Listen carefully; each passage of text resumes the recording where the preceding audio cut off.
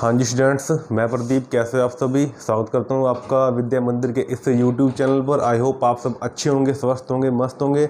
और जैसा कि हम हिस्ट्री की सीरीज हमने चला रखी है, उसमें मैं आपको एंशिएंट हिस्ट्री करा रहा हूँ और उसके कुछ इंपॉर्टेंट पार्ट्स हम कर भी चुके हैं। लाइक पाषाण युग आपको मैंने बता दिया, और सिंधु घाटी सभ्यता हम कर रहे थे। ठीक है, उसमें कौन कौन से प्रमुख शहर हैं, उनमें क्या क्या इंपॉर्टेंट जगह हैं, क्या क्या अवशेष वहाँ से पाए गए हैं, जो भी कुछ था वो आपको मैंने लिखवा दिया है। तो आज हम पढ़ेंगे इसी सिंधु घाटी सभ्यता में उनके बेसिकली नगर नियोजन के बारे में, कृषि में क्या कुछ उनके पास था, क्या वो करते थे, क्या क्या हमें अवशेष मिले हैं, वो सारी बातें हम आज के लेक्चर में डिस्कस कर रहे हैं। तो चलिए शुरू करते हैं। तो आज का हमारा टॉपिक रहेगा हड़प्पा सभ्यता या सिंधु घाटी सभ्यता का नगर नियोजन।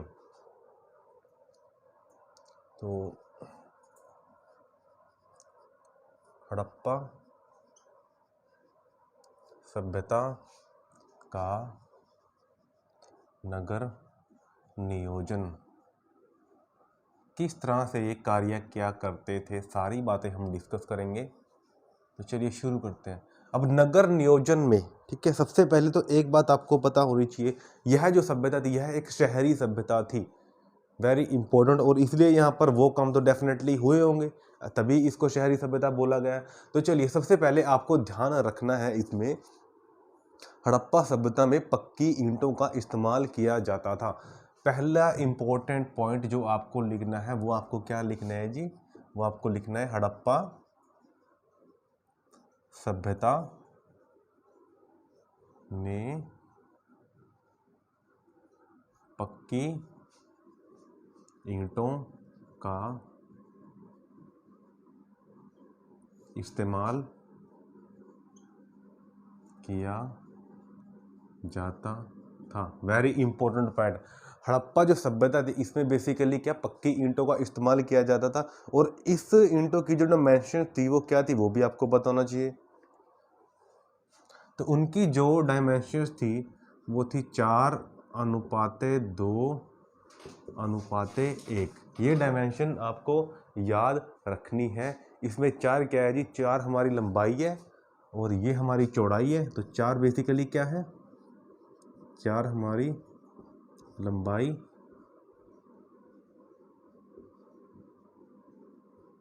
चौड़ाई, गहराई। ठीक है जी। तो ये भी आपको ध्यान रखना है, पक्की ईंटों का बेसिकली इसमें इस्तेमाल किया जाता था। Very important. चलिए आगे हम पढ़ने का काम करते थे। यहाँ पर बेसिकली पक्की ईंटें आपको देखने को मिलेगी, लेकिन कुछ भागों में कच्ची ईंटों का भी इस्तेमाल किया गया है। तो वन बाय वन आपको सारी बातें मैं लिखवाऊंगा। तो दूसरा पॉइंट, कच्ची ईंटों का इस्तेमाल बेसिकली कहाँ पे होता था?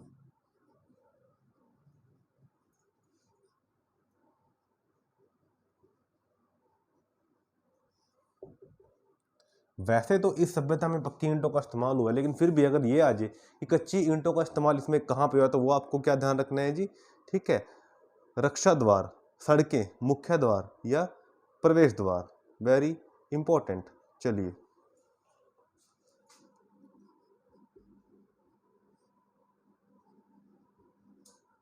जिसे आप रक्षा द्वार बोलते हो, प्रवेश द्वार भी इसे कह सकते हो। Very important. सड़कें, ठीक है, सड़कें। तो ये चीज़ें आपको ध्यान रखनी है, वेरी इंपॉर्टेंट। ठीक है, चलिए उसके बाद हम पढ़ते हैं जी पक्की ईंटों का इस्तेमाल और कहाँ कहाँ पे हम करते थे जी? भवन निर्माण में। ठीक है, तो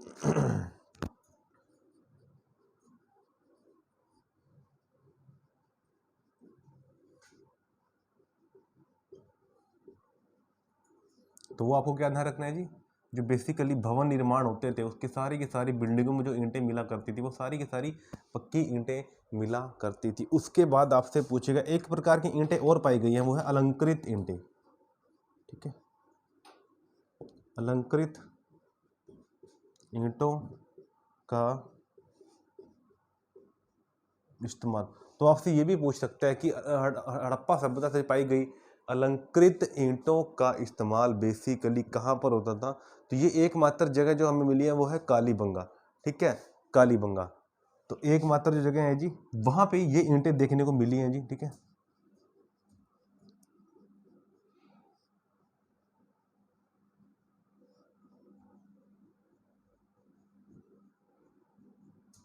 कालीबंगा। यहाँ पर ये अलंकृत ईंटें हमें मिली हैं कालीबंगा में, यहाँ पर वो इन ईंटों का इस्तेमाल किया करते थे ज़्यादातर।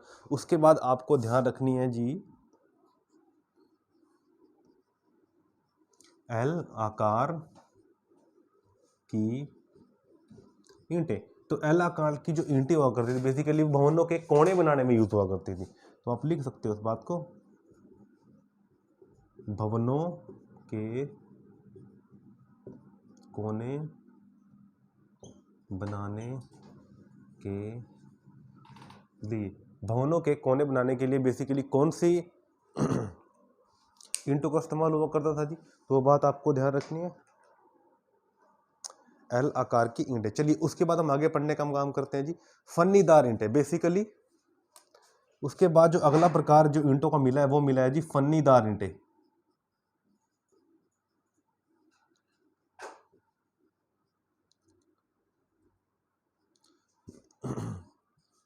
फन्नीदार जो ईंटें बेसिकली, ठीक है, वो कहाँ पर यूज की गई हैं इस सभ्यता में, ठीक है। तो बेसिकली आपको बताना है जी गलियां, ठीक है, गलियां बनाने के लिए।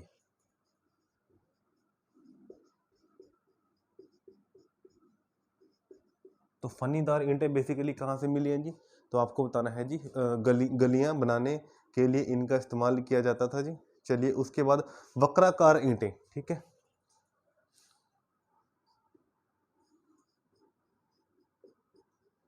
गोल, वक्राकार मतलब गोल।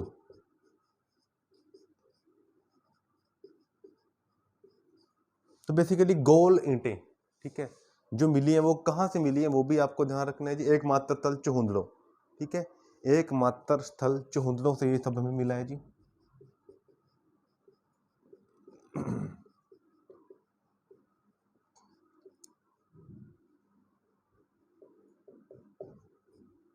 ठीक है, तो ये बात आपको ध्यान रखनी है, वेरी इंपॉर्टेंट, अगर आपसे पूछ ले, ठीक है, हड़प्पा सभ्यता में जो ईंटें यूज की गई थी बेसिकली वो ज़्यादा सॉरी माफी चाहता हूँ, कच्ची ईंटों का वो इस्तेमाल करते थे, और उनके जो डायमेंशन थी बेसिकली 4, 2 और 1, ये आपको ध्यान रखना है। और कच्ची ईंटों का बेसिकली इस्तेमाल रक्षा द्वार, प्रवेश द्वार या सड़कें वगैरह में यूज़ करते थे। और पक्की ईंटें जो बेसिकली यूज़ की गई हैं वो भवन निर्माण में, ठीक है, जब बड़ी बड़ी बिल्डिंग्स भवन बनते थे। उसके बाद अलंकृत ईंटें जो पाई गई हैं वो कालीबंगा से पाई गई हैं, ठीक है। और एल आकार की जो ईंटें मिली भवनों के कोने बनाने के लिए यूज़ करते होंगे ये। चलिए उसके बाद जो ईंटें आपको मैंने बताई है फन्नीदार ईंटें, गलियाँ, तो इसको आप थोड़ा ठीक कर लीजिएगा, यहाँ पर आएगा नालियाँ, गलियाँ नहीं आएगा जी, नालियाँ, बेसिकली नालियाँ बनाने के लिए, माफी चाहता हूँ उस चीज़ के लिए, ठीक है। तो ये आएगा नालियाँ बनाने के लिए, ठीक है। उसके बाद वक्राकार गोल ईंटें, जो इनका एकमात्र स्थल मिला है वो मिला है चुहुंदड़ों में, ठीक है जी। तो आई होप आपको ये बातें समझ आई होंगी। चलिए उसके बाद समझते हैं और किस प्रकार का इनका नगर नियोजन था। चलिए अगला जो आपसे पूछेंगे, ईंटें तो हमने बता दी कि इस प्रकार की ईंटें यहाँ पर यूज होती थी। चलिए अब देखते हैं कि जो मकान बनाते थे वो किस पैटर्न पर बनाते थे, किस पैटर्न पर आधारित थे इनके मकान। चलिए शुरू करते हैं, सड़कें या मकान।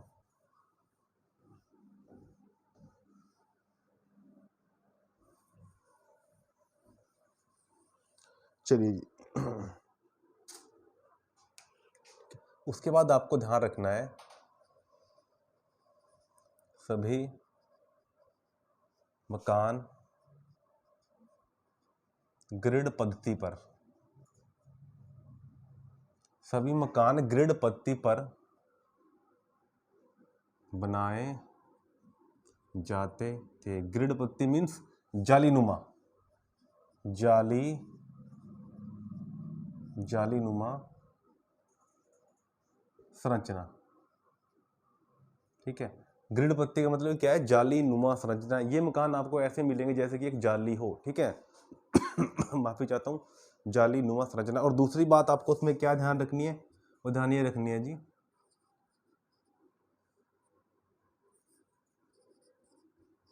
ये सभी मकान जो थे एक दूसरे को आपको ध्यान रखना है जी 90 डिग्री के कोण पर काटते थे। 90 डिग्री मीन्स समकोण, ठीक है जी, ऐसे। तो पूरा का पूरा जो पैटर्न था वो सारा का सारा इसमें दिखाया गया कि 90 डिग्री के कोण पर काटते थे। ठीक है, एक प्रसिद्ध फिल्म है जी मोहनजोदड़ो, ये आप देख सकते हो, आपको बहुत इसमें बेनिफिट मिलने वाला है। ठीक है, तो सभी मकान एक दूसरे को 90 डिग्री के कोण पर काटते थे, लाइक जैसे शतरंज का आकार होता है ना, same same something like that. ठीक है, ऐसे जैसे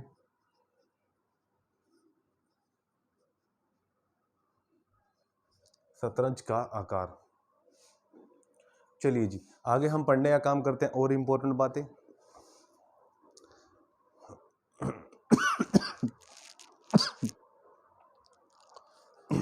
चलिए जी, अब जो इनके दूसरी इंपॉर्टेंट बात आपको ध्यान रखनी है जी, इनके शहर जो थे वो बिल्कुल नियोजित थे। नियोजित शहर, इनके जो शहर थे वो नियोजित थे। अब नियोजित का मतलब क्या है, एक प्रॉपर तरीके से बनाए हुए थे कि कहाँ पर कौन लोग निवास करेंगे, कैसे वो निवास करेंगे। चलिए उनके बारे में पढ़ते हैं थोड़ा।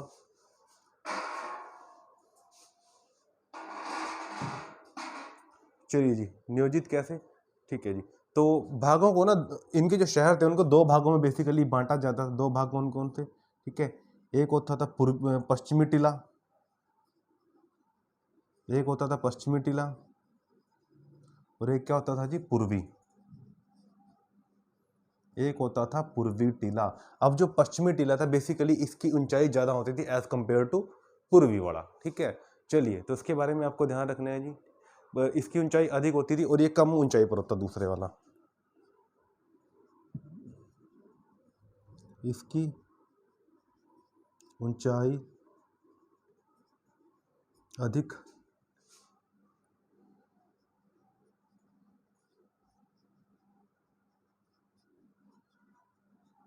इसकी ऊंचाई कम। ठीक है जी, यहाँ पर पुरोहित लोग रहते थे जी, पुरोहित लोग रहते थे, और यहाँ पर, ठीक है, नागरिक, सैनिक व अन्य लोग। ठीक है, तो इस जगह जो पूर्वी टीला था वो इसकी ऊंचाई कम थी एज कम्पेयर टू पश्चिमी टीला, और पश्चिमी टीले पर जो लोग रहते थे वो कौन थे जी, वो सारे के सारे थे जी पुरोहित लोग यहाँ पर बैठते थे। ठीक है जी, चलिए उसके बाद आगे ध्यान रखना है जी, इन दोनों के नीचे, इन बेसिकली दोनों के नीचे क्या बना रखा था, इन दोनों के नीचे बना रखे थे जी धार्मिक स्थल। इन दोनों के नीचे क्या बना रखे थे जी, धार्मिक स्थल, जहां पर धार्मिक कार्य हुआ करते थे, कोई सत्संग का आयोजन वगैरह हुआ करते थे। ठीक है जी, तो इतनी बात आपको ध्यान रखनी है। नियोजित जो शहर था बेसिकली दो भागों में इन्होंने बांट रखा था, एक पश्चिमी टीला था जी, एक क्या था, पूर्वी टीला, और दोनों की ऊंचाई और मैंने आपको बता दिया कौन सा ऊंचा था कौन सा नीचा था। ठीक है, और मकानों को आपको मैंने बता दिया कितने डिग्री पर काटते थे, 90 डिग्री पर काटते थे। ठीक है, और ग्रिड इनकी पड़ती थी जाली नुमा संरचना। ठीक है जाली नुमा मीन्स आपको ध्यान रखना ऐसे, ये 90 डिग्री कौन बन रहा है देखो, तो एक दूसरे को 90 डिग्री पर ही ये काटा करते थे। चलिए आगे हम पढ़ने का काम करते हैं। अगली इंपॉर्टेंट बातें जो हैं, इसमें एक अपवाद भी है इनके नियोजन में। एक जो जगह मिली है जी, कौन सी, गुजरात की धोलावीरा, गुजरात की एक जगह मिली है जी धोलावीरा, यहाँ पर टीलों को 3 प्रकार से बांटा था। ये भी आप अपवाद में लिख सकते हो। ठीक है, अगर आपसे पूछ ले पेपर में कि ऐसी कि सिंधु घाटी सभ्यता में, हड़प्पा सभ्यता में, ठीक है, नगर नियोजित 2 प्रकार से किया गया था, एक पश्चिमी टीला एक पूर्वी टीला, लेकिन वो कौन सी जगह है जहां पर 3 प्रकार के टीले बनाए गए थे, ये एक अपवाद है। तो ये भी जरा आप लिख लीजिए अपनी कॉपी में, वेरी इंपॉर्टेंट। ठीक है जी, चलिए अपवाद हमारा क्या रहेगा, अपवाद हमारा ये रहेगा,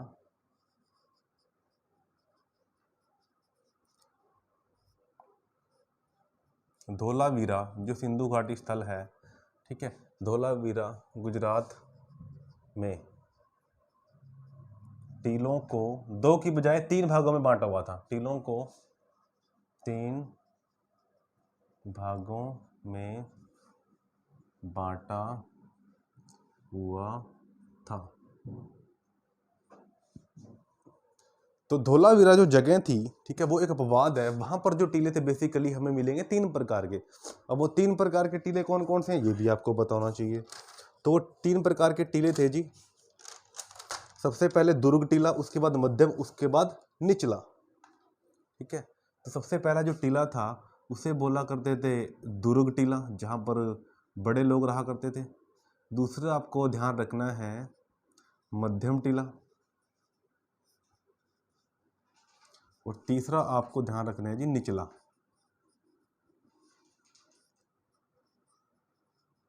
निचला टीला, ठीक है। तो धोलावीरा एक अपवाद है जहां पर, ठीक है, टीलों को 3 भागों में बांटा हुआ है। आई होप आपको ये समझ आ रहा होगा। आप अच्छे अच्छे इस चीज के नोट्स बनाना। चलिए, उसके बाद यहां पर हम पढ़ते हैं नालियों के बारे में।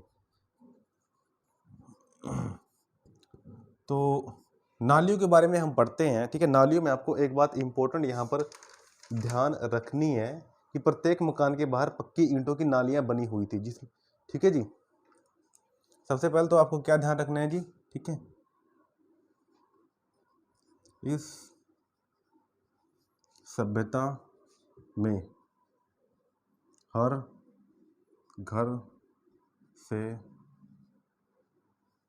पक्की नालियां निकली हुई थी, ठीक है, जो बाहर निकलकर बड़ी नाली से मिला करती थी। निकलकर बड़ी नाली से मिला करती थी। वेरी इंपॉर्टेंट बात आपको ये ध्यान रखनी है कि इस सभ्यता में हर घर से नाली निकली थी पक्की, और बाहर जाकर जो बड़ी नाली थी उसमें, और बड़ी नाली जाके आगे जो तालाब वगैरह उसमें अपना पानी जो था वेस्ट मटेरियल वो गिरा देती थी। यहाँ पर ये बेसिकली क्या था, साफ सफाई का पूरा ध्यान रखा जाता था। वेरी इंपॉर्टेंट ये पॉइंट है जो आपको ध्यान रखना है। और ये सारी की सारी जो नालियाँ थी वो ढकी हुआ करती थी, ठीक है, ये भी आपको ध्यान रखना है। चलिए, उसके बाद हम पढ़ते हैं यहाँ से, ये हमने नगर नियोजन की कुछ बातें पढ़ी हैं, ठीक है। जैसे अन्नागार हो गया, स्नानागार हो गया, वो बेसिकली आपको मैं बता चुका हूँ पहले ही ऑलरेडी, तो वो आपको वहां से पढ़ना है, ठीक है। अब हम पढ़ते हैं जी कृषि के बारे में। अब हम पढ़ते हैं जी कृषि के बारे में। कृषि के बारे में क्या इंपॉर्टेंट है हमारे लिए, तो लिखिए जरा, ठीक है, कृषि, ठीक है। तो कृषि के बारे में यहाँ से क्या इंपॉर्टेंट बातें हैं वो आपको ध्यान रखनी है, ठीक है। हड़प्पा सभ्यता की मुख्य रूप से व्यापार, मतलब ये मुख्य रूप से व्यापार पर आधारित थी, ये भी आपको पता होना चाहिए, ठीक है। हड़प्पा सभ्यता मुख्य रूप से बेसिकली ट्रेड पर आधारित थे, व्यापार पर आधारित थी। तो अगर आपसे पूछ ले क्या मुख्य फसलें, मुख्य फसलें, तो वो आपको क्या ध्यान रखना है, गेहूं और जौ, wheat and barley,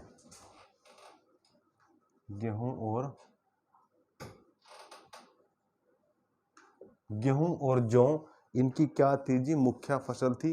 very important point. चलिए, उसके बाद इनको चावल की कृषि का भी ज्ञान था, ये भी बात आपको ध्यान रखनी है, ठीक है। तो चलिए लिख लेते हैं।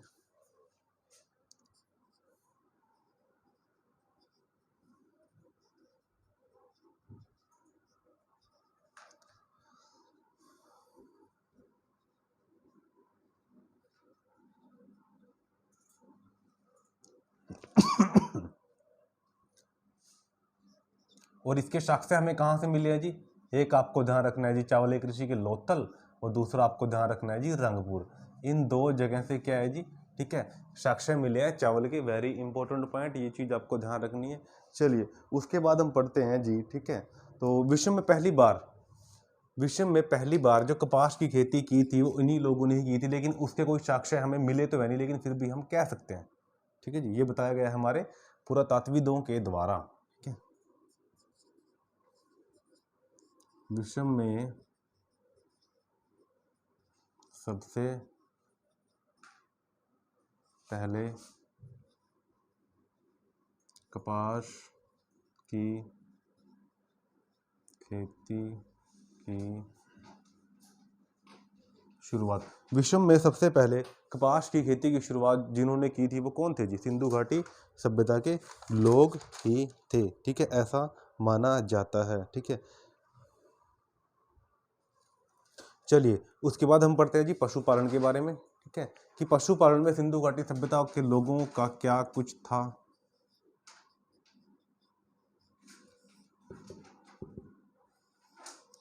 चलिए पशुपालन के बारे में थोड़ा हम बातें जान लेते हैं जी सिंधु घाटी सभ्यता की। तो इसमें आपको सबसे पहले क्या ध्यान रखना है जी?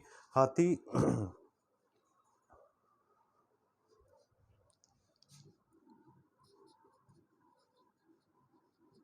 हाथी और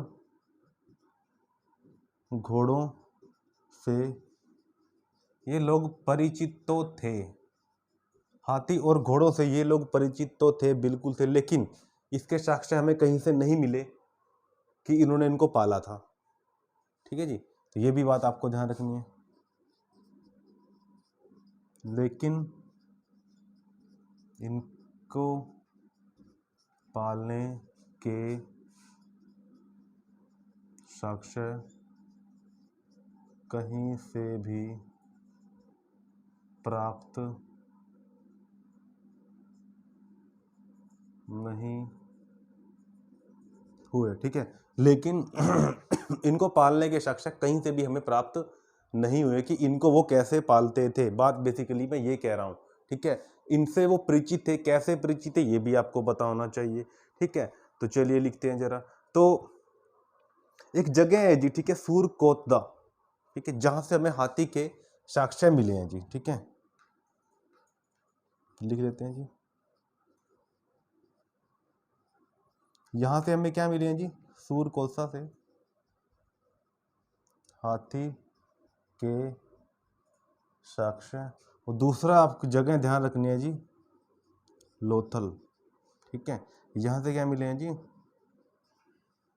घोड़े के साक्ष्य। बेसिकली कहने का ये मतलब है, ये इन चीजों को जानते तो थे लेकिन ये साक्ष्य हमें नहीं मिले कि इन्होंने इनको पाला भी था, ठीक है, कि इन्होंने इनको पाला भी था। तो ये चीज आपको ध्यान रखनी है। लेकिन जानते जरूर थे, लेकिन पालने वाले साक्ष्य हमें बिल्कुल भी नहीं पता इनके, ये हमें कहीं से मिले नहीं है। चलिए शेर के कोई साक्ष्य हमें प्राप्त नहीं हुए हैं, ठीक है, ये भी आप लिख सकते हो। अगर पेपर में आ जाए तो आपको ध्यान रखना है, शेर के कोई साक्ष्य प्राप्त नहीं हुए, ठीक है, ये भी हमें। दूसरी बात वेरी इंपॉर्टेंट, ठीक है, सिंधु घाटी सभ्यता में कहीं पर भी हमें गाय के साक्ष्य भी नहीं मिले, लेकिन अपवाद क्या है, हमें बैल जरूर मिला है यहाँ पर, ठीक है। दूसरी बात हमें क्या ध्यान रखना है, ठीक है।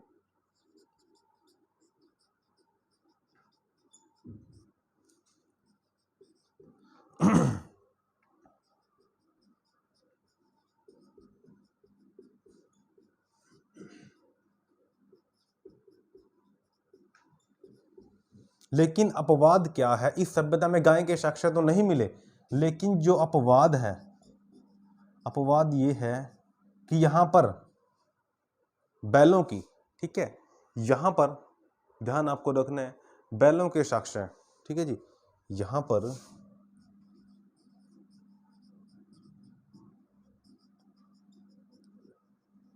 बैलों के साक्ष्य मिले हैं, मतलब बैलों की जो करती है वो अंकित मिली है। अब देखो सीधी सी बात है, लॉजिकली आप अगर सोचो, ठीक है, बैल अपने आप तो नहीं आएंगे, ठीक है, तो गाय को तो डेफिनेटली रोल होगा, अगर बैल को आना है तो अपने आप तो बैल प्रकट नहीं होंगे। तो ये बात आपको ध्यान रखनी है, ठीक है।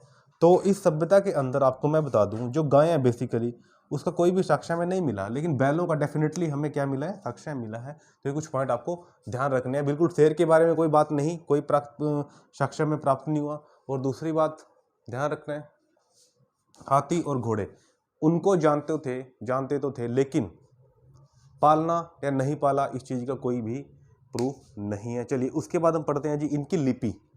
उसके बाद हम पढ़ने का काम करते हैं जी इनकी लिपि, स्क्रिप्ट। इसके बाद हम काम करते हैं जी लिपि पढ़ने का। चलिए जी इनकी लिपि। अब देखिए लिपि स्क्रिप्ट,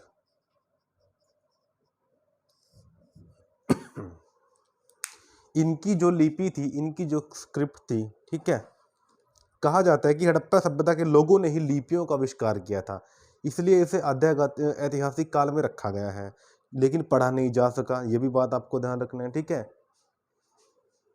तो इस सभ्यता की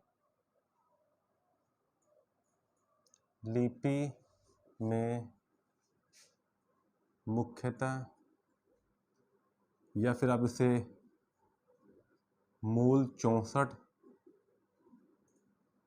चिन्ह थे। इंपॉर्टेंट आंकड़ा आपसे पूछेगा कितने चिन्ह थे जी, आपको बताना है 64 चिन्ह थे इस सभ्यता की लिपि में, ठीक है, लेकिन हम उनको पढ़ ही नहीं सके। इस सभ्यता की लिपि में कुल कितने चिन्ह थे जी, आपको ध्यान रखना है 64 चिन्ह थे। उसके बाद अक्षरों की जगह, ठीक है, अब इन्होंने लिपि तो बनाई लेकिन उसे पढ़े कैसे, अक्षर तो थे ही नहीं, अक्षर की जगह इन्होंने चित्र यूज किए थे, पिक्टोग्राफी यूज की थी, ठीक है। तो अक्षरों की जगह, ठीक है, पिक्टोग्राफी, पिक्टोग्राफी का प्रयोग किया। अब पिक्टोग्राफी का मीन ये है कि इन्होंने जो अपनी बातों का आदान प्रदान किया ना, वो चित्र बना के किया, ठीक है, तो इसलिए इसे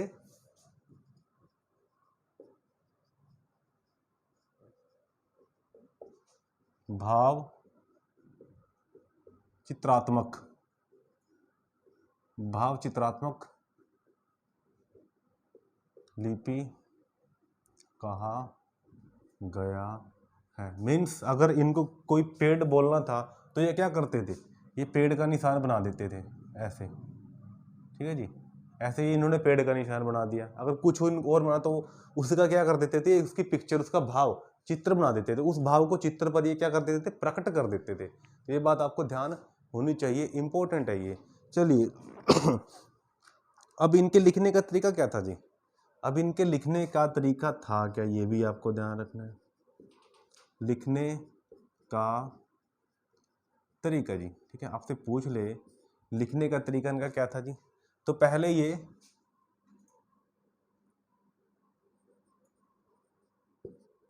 दाएं से बाएं लिखते थे ऐसे, ठीक है जी, और फिर ये क्या करते थे जी, बाएं से दाएं। तो आप इसको ऐसे लिख सकते हो, ऐसे ना लिख के ऐसे लिखना आपको सही रहेगा। फिर ये बाएं से दाएं, फिर ये ऐसे लिखते थे जी, ठीक है। तो ये बात आपको ध्यान रखनी है, वेरी इंपॉर्टेंट। इस प्रकार से इनका लिखने का जो तरीका था वो काफ़ी इंपॉर्टेंट था। अब जानते हैं कि इस सभ्यता का अंत कैसे हुआ, ठीक है। अब हम पढ़ते हैं जी इस सभ्यता का अंत कैसे हुआ, और इस सभ्यता के अंत में अलग अलग इतिहासकारों के अलग अलग मत हैं। कोई कहता है कि यहाँ पर जलवायु परिवर्तन हुआ, कोई बोलता है कि यहाँ पर मलेरिया आ जाने के कारण इसका अंत हुआ, ठीक है। कोई बोलता है कि यहाँ पर आर्यों का जब आगमन हुआ, आर्यों ने क्या किया जी, आर्यों ने इन पर आक्रमण करके इनकी सभ्यता को बिल्कुल अंत कर दिया।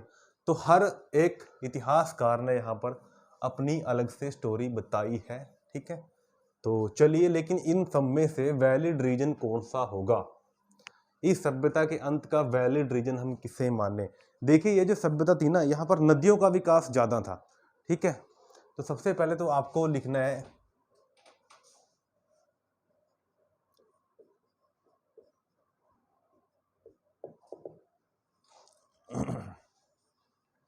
ठीक है, तो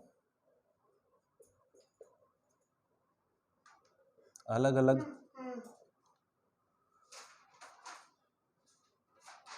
अलग अलग पुरातत्वविदों का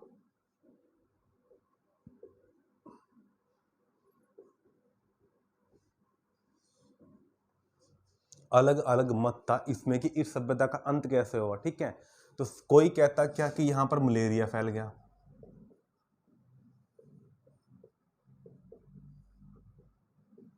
और कोई क्या बोलता कि जलवायु परिवर्तन, कि जलवायु में परिवर्तन हुआ, ये इस परिवर्तन को सहन नहीं कर पाए और नष्ट हो गए।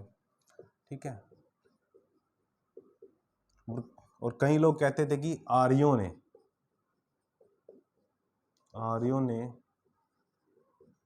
भारत में आगमन करके इनको नष्ट किया।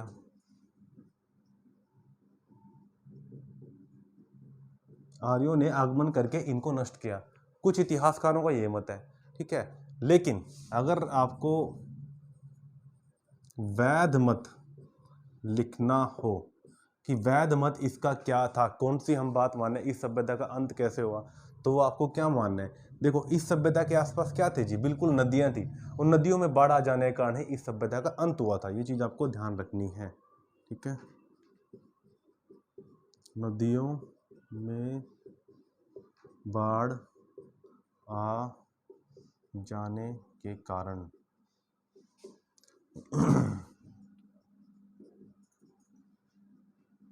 इस सभ्यता का अंत हुआ।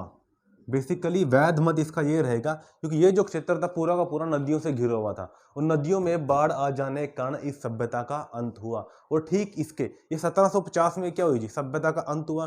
ठीक लगभग 250 साल तक, सॉरी 250 साल तक, लगभग 250 साल तक हमें बीच में क्या हुआ क्या नहीं हुआ इसकी कोई जानकारी नहीं है। इसके बाद जो हम पढ़ेंगे अपनी दूसरी सभ्यता प्राचीन, वो है वैदिक सभ्यता, तो वो मैं आपको कराऊंगा नेक्स्ट लेक्चर में। और आई होप आपको सिंधु घाटी सभ्यता या हड़प्पा सभ्यता के मेरे सारे के सारे लेक्चर समझ आए होंगे। और इन सभी वीडियोस में अगर आपको कोई दिक्कत है तो प्लीज़ आप कमेंट कीजिए। ठीक है, नीचे लिखिए, आपका डेफिनेटली डाउट को दूर किया जाएगा। तो मिलते हैं नेक्स्ट वीडियो में, और इस वीडियो को आप शेयर कीजिए, लाइक कीजिए, और चैनल को हमारे ज़रूर सब्सक्राइब कीजिए। धन्यवाद।